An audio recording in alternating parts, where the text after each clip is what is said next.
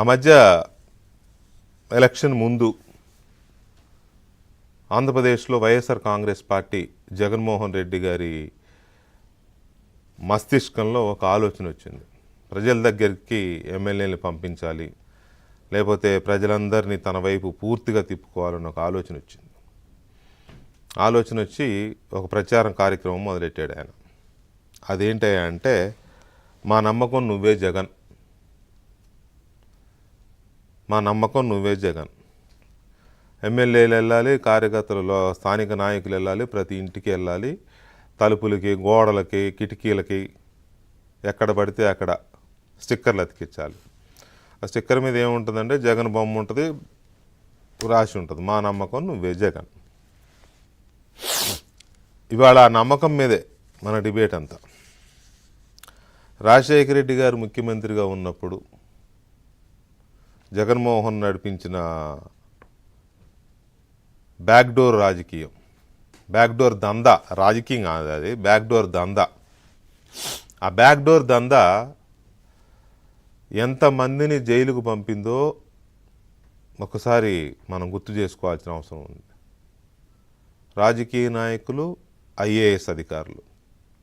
అంతకు ముందు వరకు, రాజశేఖర రెడ్డి గారు ముఖ్యమంత్రి అవ్వడానికి ముందు వరకు ఆఫీసర్స్, జమ్ ఆఫీసర్స్ అని పేరున్న అధికారులు, ఒక మీనా, ఒక శ్రీలక్ష్మి,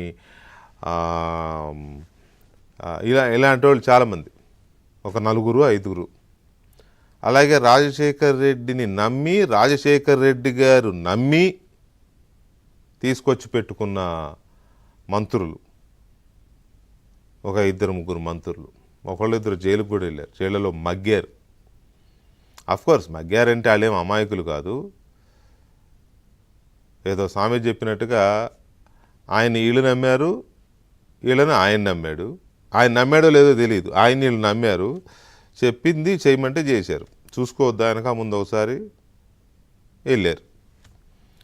సో అప్పుడు అవంతా, అది కూడా జగన్మోహన్ రెడ్డి బ్యాక్ డోర్లో తండ్రి అధికారాన్ని అడ్డం పెట్టుకుని నడిపిన దందానే అదంతా. ఆ రోజు నమ్మిన వాళ్ళు, నమ్ముకున్న వాళ్ళందరూ జైలుకి వెళ్ళారు. ఆ తర్వాత 2019 నుంచి 24 వరకు ఒకసారి చూస్తుంటే జగన్మోహన్ రెడ్డిని నమ్మిన ప్రతి వాడి బతుకు జైలు బతికే. ఇప్పుడు ప్రతివాడు, ఆయన అంటాడు తమ్ముళ్ళని అంటాడు, అన్నలు అంటాడు, అక్కలు అంటాడు, చెల్లెమ్మలు అంటాడు, ఏదో చెప్తాడు.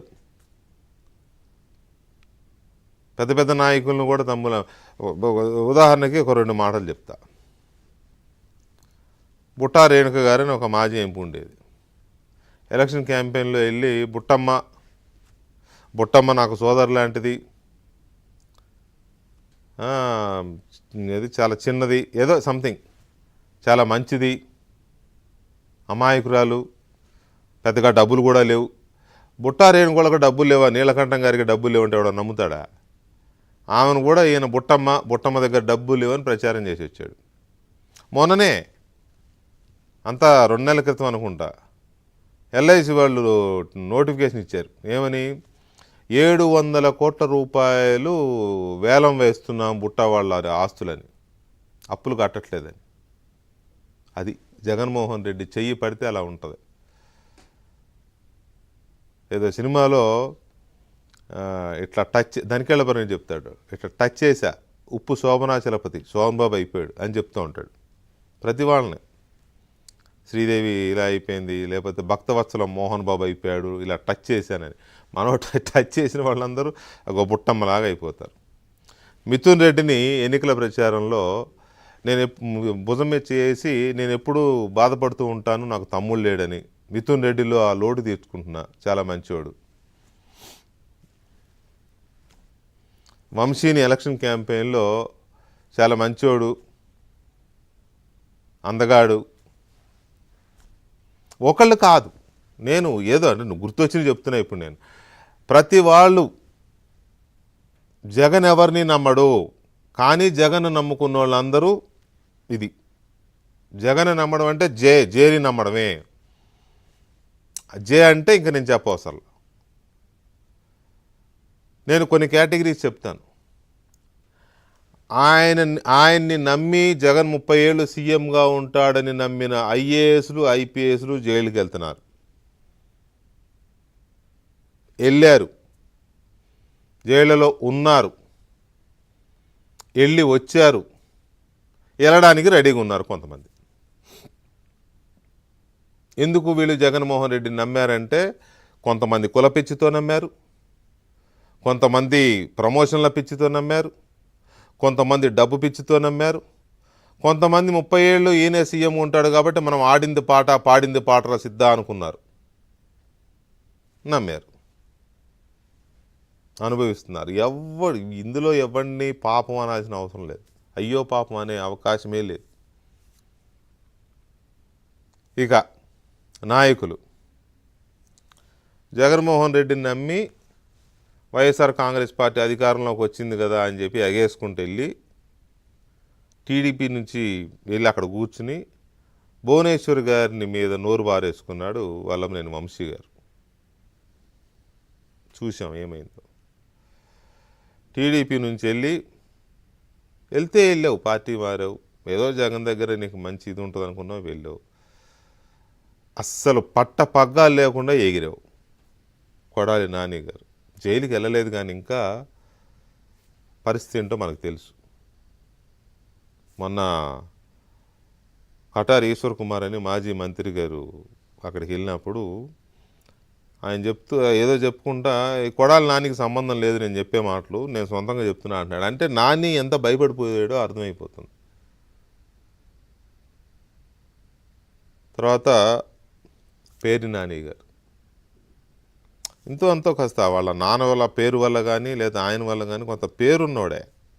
ఏమైంది? ఆవేశం వచ్చినప్పుడల్లా నోరు బారేసుకుంటున్నాడు, మళ్ళీ అప్స్కాండ్ అవుతున్నాడు. ఆల్రెడీ స్కామ్లో ఇరుక్కున్నాడు, తప్పదు, అది తప్పేలా లేదు, ఆయనకు కూడా తప్పేలా లేదు. మొన్న మధ్య నోరు బారేసుకున్నాడు, చీకట్లో కన్ను కొడితే అయిపోవాలిరా, ఎందుకు అనవసరంగా కేకలేయడం, చీకట్లో కన్ను కొడితే అయిపోవాలి ఏంటది, తెల్లారి పొద్దున వెళ్ళి అమాయకంగా పలకరించి రావాలి, పరామర్శించి రావాలి, అట్లా ఉండాలి, కానీ ఏంటి అనవసరంగా పిచ్చుకోవాలా అని. ఇప్పుడు ఎక్కడున్నాడో తెలియదు, తప్పించుకు తిరుగుతున్నాడు. ఎందుకు ఇలా, ఏమిటి ఇలా డైలాగులు? మొన్న ఎవరో ఏదో అన్నారని చెప్పేసి తెగ ఏడ్చేసింది రోజా గారు, మాజీ మంత్రి. సరే, ఆ ఏడుపును కూడా కొంతమంది ట్రోల్ చేశారు. సినిమా యాక్టర్ కదా, గ్లిజరిన్ పెట్టుకుంటే కన్నీళ్ళు వస్తాయి, పైగా ఏడుపు నటించడం ఆవిడికి బాగా వస్తుంది. నేను అలా అనట్లా, వాళ్ళు ట్రోల్ చేసిన వాళ్ళ గురించి చెప్తున్నాను. బాధ కలిగే బాధపడి ఉంటుందని అనుకుంటున్నాను నేను. కానీ మళ్ళీ ఇవాళ వీడియో వచ్చింది, నా కొడుకులంట, గాలి నా కొడుకులంట ఆవిడ. అఫ్కోర్స్ నేను అంటున్నానని ఎవరు తప్పు పట్టొద్దండి నన్ను. గతంలో లంజా కొడుకులు అనే పదం కూడా వాడింది, క్షమించాలి. ఇప్పుడు గాలి నా కొడుకులు అనే పదం వచ్చింది, ఆ వీడియో తిరుగుతుంది. ఏమిటిది?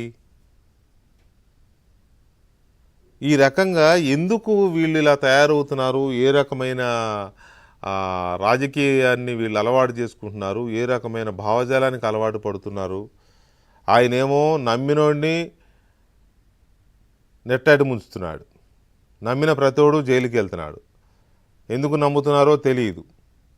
ఒక్క ఛాన్స్ అని అంటే నమ్మి ఓట్లేసిన జనానికి కష్టాలు, కన్నీళ్ళు, కడగండ్లు, రోడ్ల మీద గుంతలు, కళ్ళకి గంతలు, ఇవి తప్ప ఏమీ మిగల్ల 5 ఏళ్ళు. ఇప్పుడిప్పుడే రాష్ట్రం కాస్త తేరుకుంటోంది. ఆయనేమో ఊరుకోకుండా వెళ్ళి మార్కెట్లు అంటాడు, లేకపోతే ఇంకో చోట అంటాడు, వెళ్ళి ఏదేదో హడావుడి, వెళ్ళిన దగ్గరల్లా హడావుడి. అక్కడికి వెళ్ళి అక్కడ ఒక సీన్ క్రియేట్ చేస్తాడు. చివరికి జీబీకి వాళ్ళ కారు కింద వాళ్ళ కార్యకర్త చచ్చిపోతే కూడా, పడి చచ్చిపోతే కూడా దాన్ని కూడా ఏదో మసిబూసి మామిడికాయ చేసే వ్యవహారం చేస్తున్నాడు ఆయన. సామెత మారేడుగాయే, కానీ ఆయన మామిడికాయలు మార్కెట్కి వెళ్ళి చేసిన హడావుడి గురించి చెప్తున్నా కాబట్టి మామిడికాయ అన్నాను, తెలియక కాదు. సో ఈ రకంగా ఎందుకు జగన్మోహన్ రెడ్డి ఇవన్నీ చేస్తున్నాడు, జగన్మోహన్ రెడ్డిని ఎందుకు నమ్ముతున్నారు, నమ్ముకున్న వాళ్ళందరూ జైలుకి వెళ్తున్నారని గడిచిన 20 ఏళ్ళుగా తెలుస్తున్న 15-20 సంవత్సరాలుగా కళ్ళ ముందు కనపడుతుంటే కూడా ఎందుకు నమ్ముతున్నారు? ఒక పాయింట్. ప్రజలు నమ్మి ఓట్లేసిన ప్రజలు ఇకనైనా రియలైజ్ అయ్యారా, ఇంకా భ్రమల్లో ఉన్నారా? నంబర్ 2. నంబర్ 3, ఈ తొడలు కొట్టేవాళ్ళు లేకపోతే ఈ గావు కేకలు పెట్టి గాండ్రింపులు చేసి గొంతు చించుకునే వైసీపీ నాయకులు ఇంకా ఎందుకు రియలైజ్ అవ్వట్లేదు? తమ నాయకుడు, మనో నాయకుడు నమ్ముతున్నాం కానీ నాయకుడు మనల్ని నమ్మట్లేదు, మనల్ని వాడుకుంటున్నాడు, మనల్ని అడ్డంగా బుక్ చేస్తున్నాడని ఎందుకు అర్థం చేసుకోలేకపోతున్నారు? ఈ అంశాలు మాట్లాడదాం ఒక చిన్న బ్రేక్ తర్వాత.